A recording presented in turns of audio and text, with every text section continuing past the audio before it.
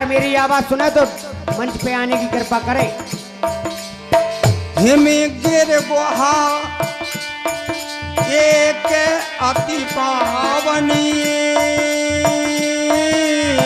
वह समीप सुर सरी सुहावनी।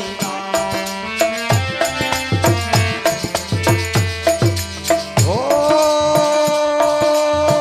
आश्रम परम पुनीत सुहावा देख देवे ऋषि मन अति भावा। अरे राम सिया राम। वाह, इतना सुंदर और पवित्र स्थान। वाह, श्रीमन नारायण नारायण नारायण श्रीमन नारायण।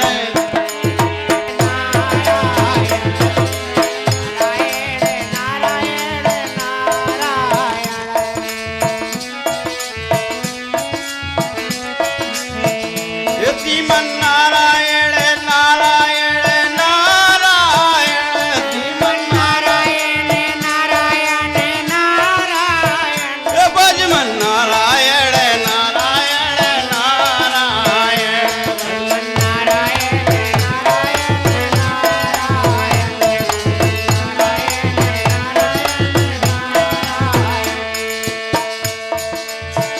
श्रीमन नारायण नारायण नारायण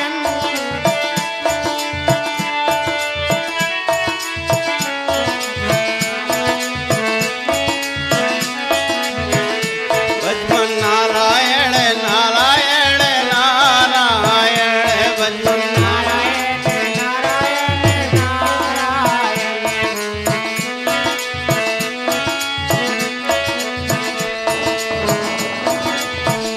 नारायण नारायण नारायण नारायण नारायण। वाह, इस मृत्यु लोक पर इतना पवित्र स्थान और इतना शोभायमान यह हिमालय पर्वत, मैंने मृत्यु लोक पर अभी तक इतना सुंदर स्थान नहीं देखा। वाह, यह तो मेरे मन को भा गया है। मेरे दिल में एक अभिलाष उठ रही है कि यहाँ पे क्यों ना श्री हरि का ध्यान लगाया जाए। वाह, इतना पवित्र स्थान मृत्यु लोक पर और कहीं नहीं मिलेगा। कि निरख मुझे यहाँ पर श्री हरि का ध्यान लगाना चाहिए।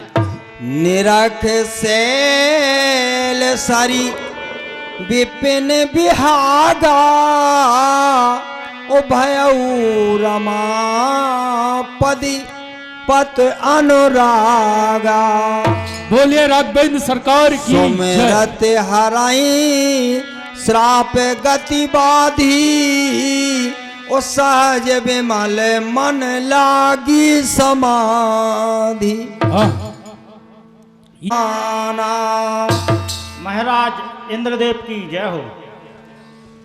हे महाराज, जो कथा आपको ब्रह्मा जी ने सुनाई थी वो कथा हमको सुनाई।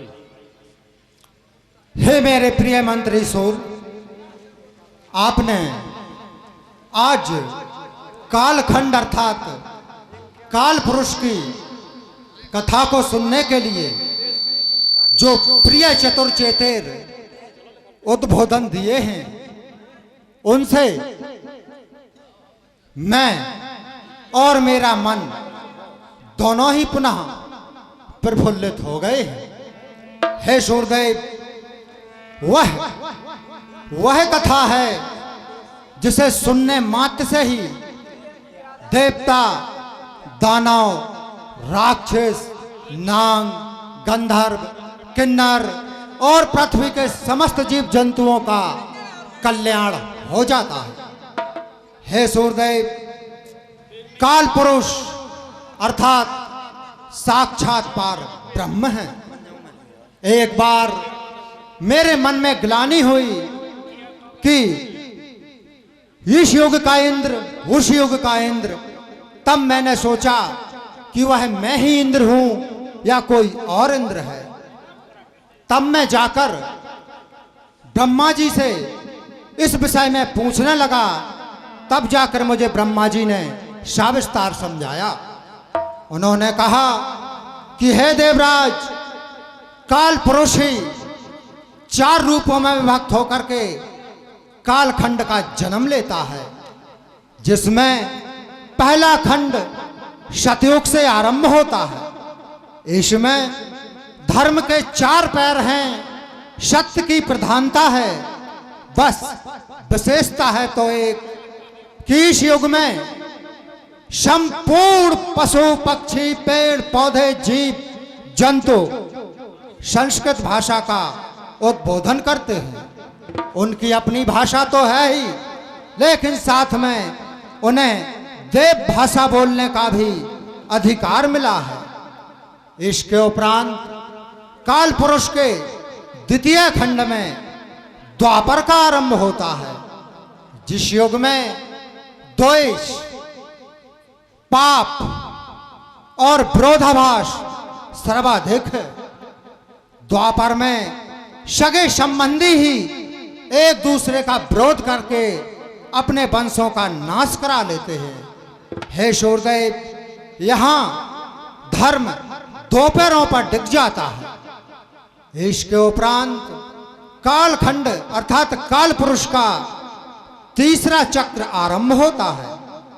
इस महाचक्र में, जिसे त्रेता का नाम दिया गया है, इसमें त्याग, बलिदान और पराक्रम के साथ साथ मैं की प्रधानता है। इसकी मैंने अत्ताताहिता और पृथ्वी पर हाहाकार की लहरें उत्पन्न कर देता है, क्योंकि जहां पर धर्म है वहीं पर त्याग है, और जहां पर त्याग है वहीं पर तप है, और जहां पर तप है वहीं पर मैं अर्थात अभिमान है। यहां पर धर्म 3 पैरों पर खड़ा होता है, यहां पर धर्म का एक पैर कट जाता है। इसी चक्र में काल पुरुष का तीसरा कालखंड आता है, जिसे कलियुग भी कहा जाता है अर्थात कलियुग। इस युग में आपस में जनमानस पाप, द्वेष, ईर्षा और काम के मोह में वशीभूत हो जाते हैं।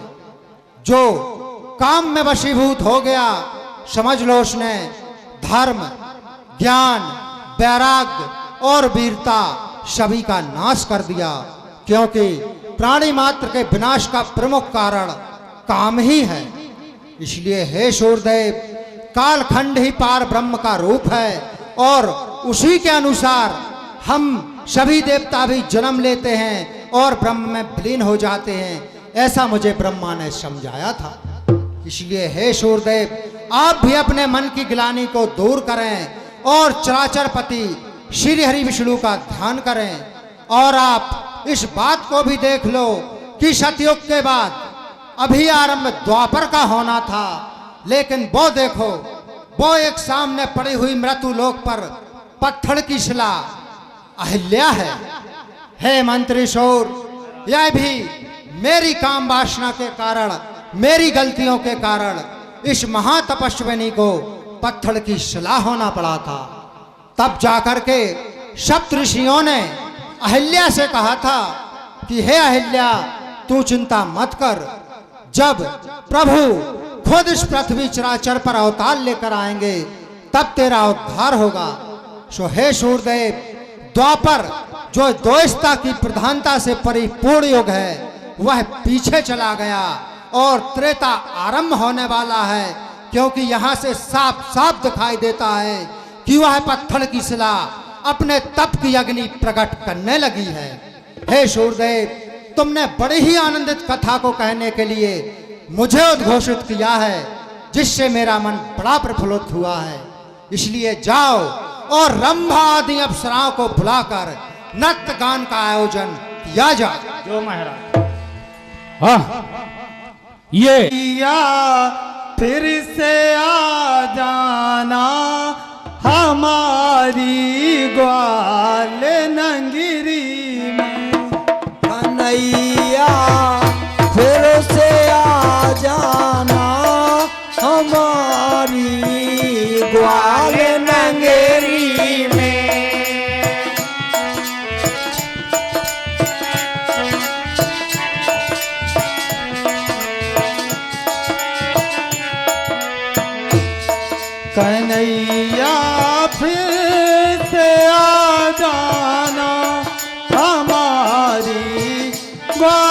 नगरी में कन्हैया फिर से आ जाना हमारी ग्वाल नगरी कि सुना है कि मदन मोहन कि तुम गहूँ चराते हो कि तुम गहूँ चराते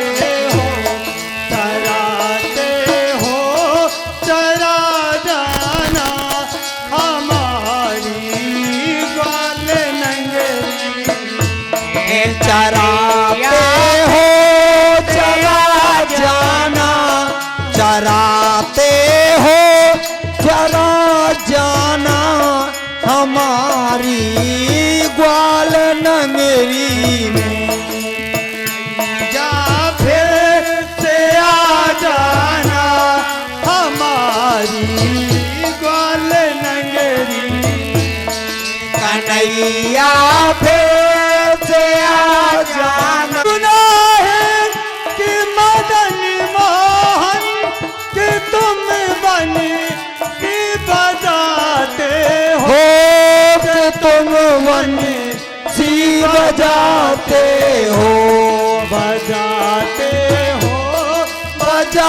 जाना बजाते हो बजा जाना हमारी ग्वाल नगरी में बजाते हो बजा जाना हमारी ग्वाल नगरी में कन्हैया फिर से आ जाना हमारी ग्वाल नगरी में कन्हैया फिर से आ जाना हमारी ग्वाल नगरी में कन्हैया फिर से आ जाना हमारी ग्वाल नगरी में बजाते हो बजा जाना बजाते हो बजा जाना हमारी ग्वाल नगरी में बजाते हो बजा जाना हमारी ग्वाल नगरी में चराते हो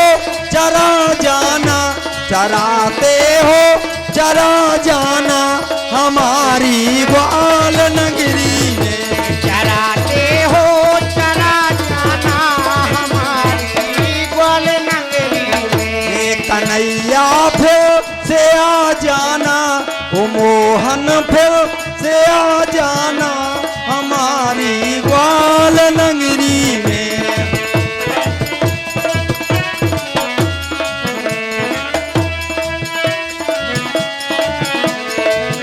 ग्वाल नगरी हाँ का मही बोल कीन सनमाना हे सूरदेव महाराज यह अचरज कैसा यह विस्मय कैसा और तो और एक को तो हल कैसा हे सूरदेव क्या तुमने एहसास किया है कि मेरा सिंहासन अचानक डोल गया हे सूरदेव सिंहासन ही नहीं मुझे तो लगता है यह सारी स्वर्गपुरी ही डोल गई हे सूरदेव निश्चय ही स्वर्गपुरी पर कोई खतरा आने वाला है लगता है कहीं पर कोई षड्यंत्र खिलने वाला है कि सहते सहाय जाऊ मम हे तू चले हर से ही है चले चर के तू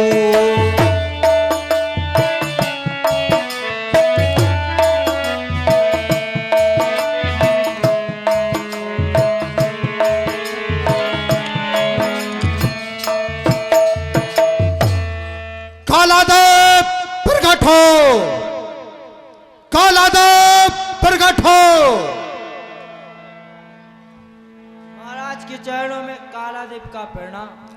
आयुष्मान भवो कालादेव हे कालादेव मैं और सारी सभासद रंभा आदि अप्सराओं का नृत्य देख रहा था कि अचानक से मेरा सिंहासन डोल गया। हे कालादेव, मुझे विश्वास ही नहीं बल्कि पूरा यकीन है कि इस इंद्रासन पर केवल और केवल आंखें मृत्यु लोक से लगाई जाती हैं। इसलिए हे कालादेव, जाओ और जाकर सर्वप्रथम पृथ्वी लोक पर देखो कि कहीं कोई वहां पर तपस्या के बल पर इस इंद्रासन को छुड़ाने का षड्यंत्र तो नहीं रच रहा है। जाओ कालादेव, सारे सचिवों को लेकर शीघ्र अति शीघ्र जाओ। जी महाराज, ऐसा कारण है तो अभी पता लगाता हूँ।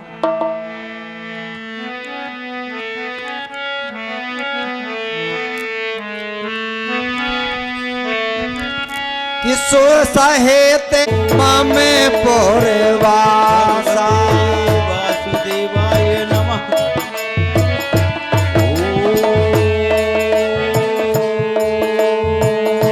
नमो भगवते वासुदेवाय नमः। आजे कामी लो पो जागे माही कोटेले काटे एव सावाही डेराई। नमो भगवते वासुदेवाय नमः। यह तो नमो भगवते वासुदेवाय नमः। यह तो ब्रह्मपुत्र नारद मुनि है।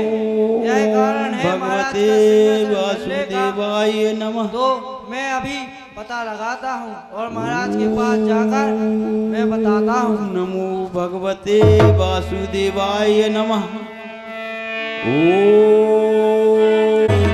मुझे माया बसंत रे माया।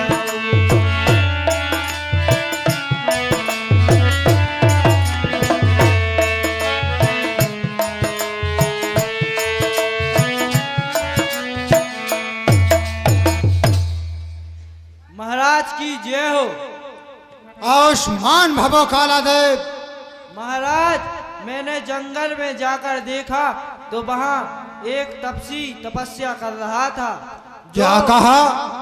एक तपस्वी तपस्या कर रहा था। हे कालादेव, क्या उसकी कोई पहचान नहीं? क्या आप उसे जानते नहीं? महाराज, नीलगिरी पर्वत की खोह में वह मुनि ध्यान लगाता है, हाथ में बीड़ा और बगल में माला को सटकाता है, जो कोई और नहीं ब्रह्मपुत्र नारद मुनि कहलाता है। क्या कहा कालादेव? देव ऋषि नारद इतनी भयानक समाधि लगाए हुए हैं। हे कालादेव, एक तो श्री हरि के अनय भक्त, दूसरे ब्रह्मा के मानस पुत्र और तीसरे बाल ब्रह्मचार और चौथे घोर तप। हे कालादेव, संशय ही नहीं पूरा विश्वास हो चुका है कि अब नारद मुनि नहीं रहना चाहते। उनके मन में इस सिंहासन के लिए खोट आया है। इसलिए हे कालादेव, जाओ और जाकर शीघ्र अतिशीघ्र कामदेव को बुला कर लाओ। जो आज्ञा महाराज।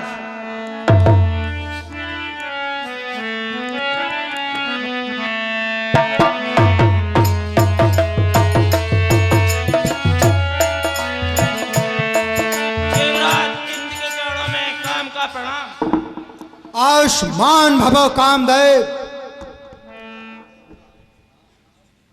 क्या आज्ञा मोए होते है देवन के सरदार, क्यों मुख मलिन है आपका, क्या है रंग मलाल? जरा आप कहिए अपने दिल का हाल। ये सभा क्यों व्याकुल है, सो समाज क्यों चिंतित है? हे महाराज कहिए, केबा में साथ। हे कामदेव, सुर असुर और समझे चराचर में कोई मात्र एक प्राणी नहीं होगा जिस पर आपके काम का असर न हो।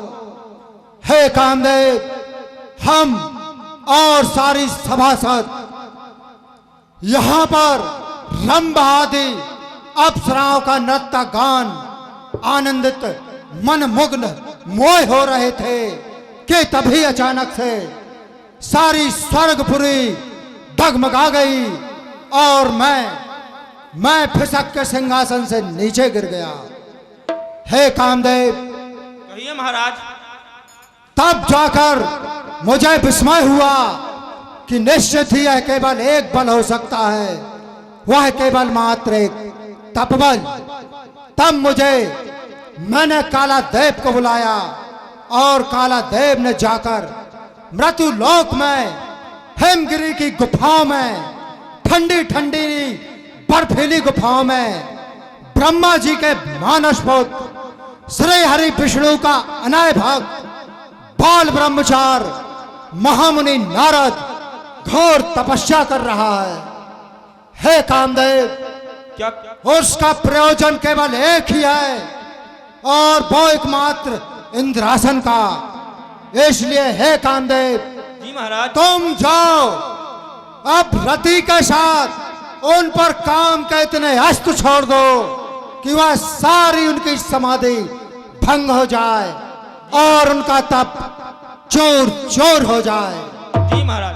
कौन सी बात बड़ी है नाद बड़ी, अभी मुनिराज को ध्यान लगाऊं, ले ऋतुराज समाज सहित भवताल तरंग में बह रहा हूं, काम कला रच के भौभाती योग सुधाते भोग कराऊं, जो न इतना करूं मैं तो तभी मैं पुण्य काम कहाऊं। वाह कामदेव वाह, मुझे तुमसे यही उम्मीद थी। जाओ अब शीघ्र जाकर इतने काम अस्त्र छोड़ दो कि नारद मुनि का ब्रह्मचार भी डगमगा जाए और समाधि भी। जो आज्ञा दे। तो सचमुच ध्यान मग्न है, अभी इनका ध्यान दिखाता हूँ। चल काम के पहले बाण निर्जीव में डाल प्राण। ओह क्या बात है, ये तो सचमुच ही अत्यंत ध्यान मग्न है।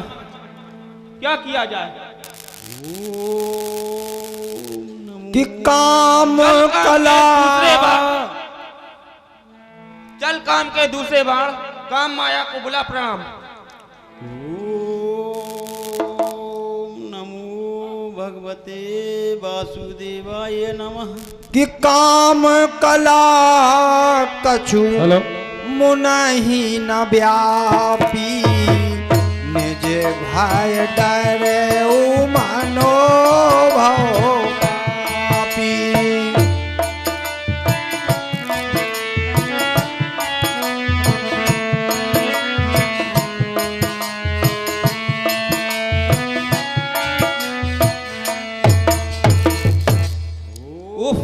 क्या हुआ? हमारे तो सभी बाण निष्फल होते जा रहे हैं। ऐसा करना चाहिए, मुझे अपनी काम माया से रंभा आदि अप्सराओं को बुलाना चाहिए।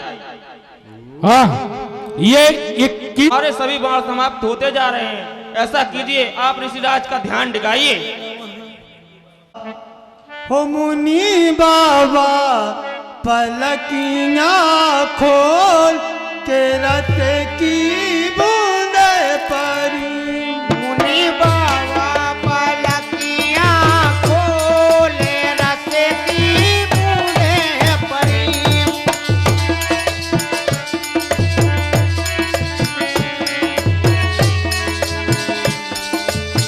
हो मुनि बाबा पलकियां खोल के रत की बूंदे परी।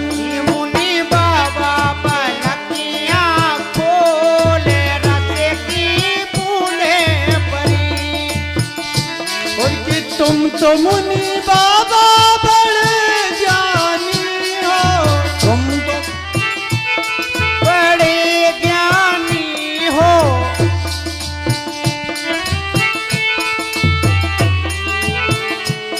बड़े ज्ञानी हो, बड़े ध्यानी हो।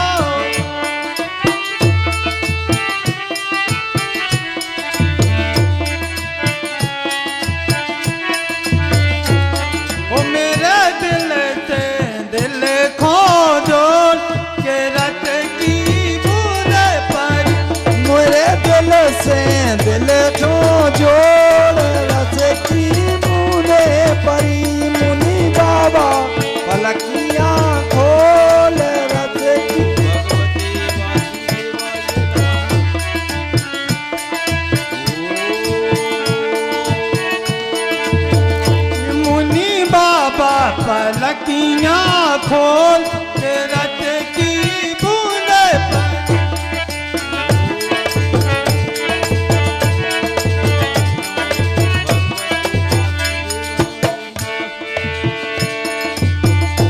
और कि तुम तो मुनि बाबा बड़े दाता हो, बड़े दाता हो, बड़े दाता हो।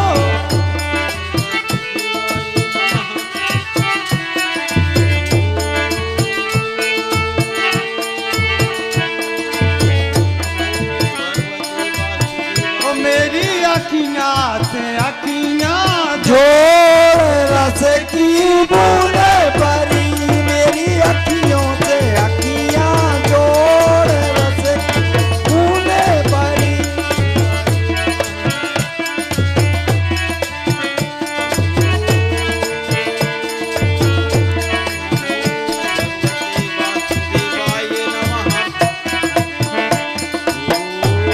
ओ मुनि बाबा पलकियां खोल रत की बूंदे परी।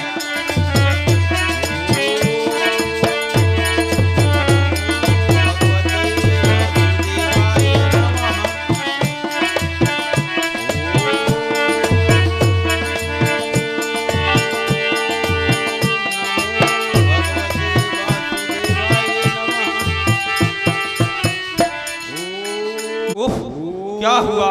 मेरी सब काम कला रथ सब फैल होती जा रही है, सभी बाण नष्ट हो गए।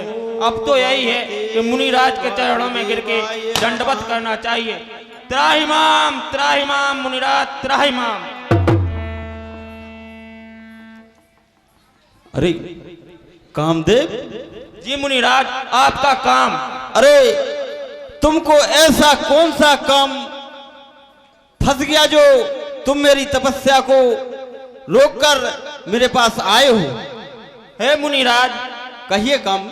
आपकी तपस्या से देवराज इंद्र का सिंहासन डोल गया था, इसलिए देवराज इंद्र ने आपकी तपस्या भंग करने के लिए मुझे यहाँ पे भेजा था। अच्छा जी महाराज। हे काम, इसमें तुम्हारा कोई दोष नहीं है। हे काम, जाओ, इसमें तुम्हारा कोई दोष नहीं है। दंडवत प्रणाम। कि भयाऊ न नारद